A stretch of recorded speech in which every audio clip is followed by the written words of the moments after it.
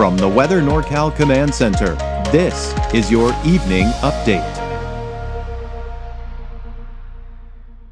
American Door Company has been family owned and operated for over 29 years, supplying Northern California with quality garage doors, garage door openers, and installed with the best service you'd expect from a locally owned company. We serve all of Northern California from Willows all the way up to the Oregon state line. Give us a call today.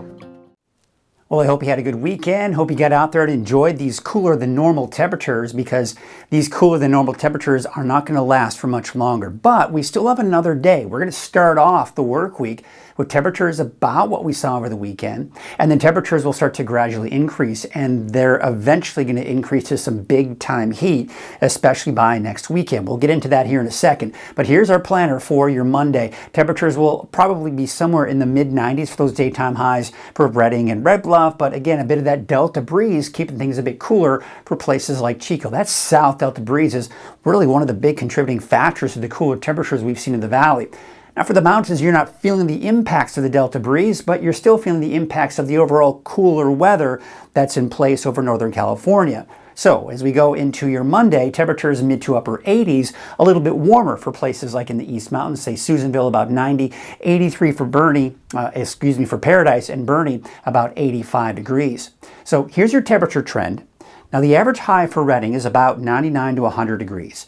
So that's where we're going to be by Tuesday and Wednesday, and really not much warmer than that by Thursday. But we're going to see a big increase by Friday, and even more so going into the weekend. I'm expecting to exceed 110 degrees by Saturday and Sunday, but temperatures should start to drop. And then as we go into that next week, we'll kind of have to wait and see on that one. But for now, we have this swirling area of low pressure right here. That's also a contributing factor to some of the cooler weather we've been experiencing over the last few days. But we're talking about this big heat wave that's heading our way.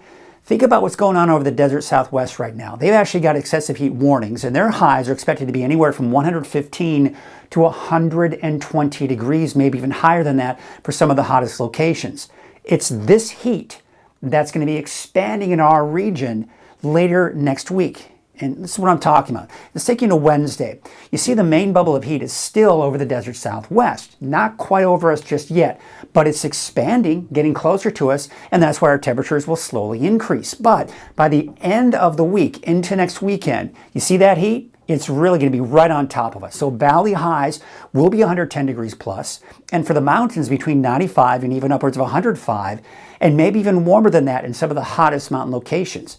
But the good news is by Sunday into Monday, we are already looking at the heat begin to kind of make its way back down to the desert Southwest, and our temperatures will start to drop again. So it's not going to be this prolonged period where it's going to be 110 degrees plus for 10 days. It's just going to be a few days, it looks like at this point. So there's a look at Futurecast, and what we're seeing here, of course, are the clouds off over the coast. But of course, we're looking at sunny skies. Now look at this as we go into Monday morning. You see this? We are seeing some fog that is going to possibly approach the Chico and the Willows area, but most of it will be down to the south. We've got that marine layer coming on in.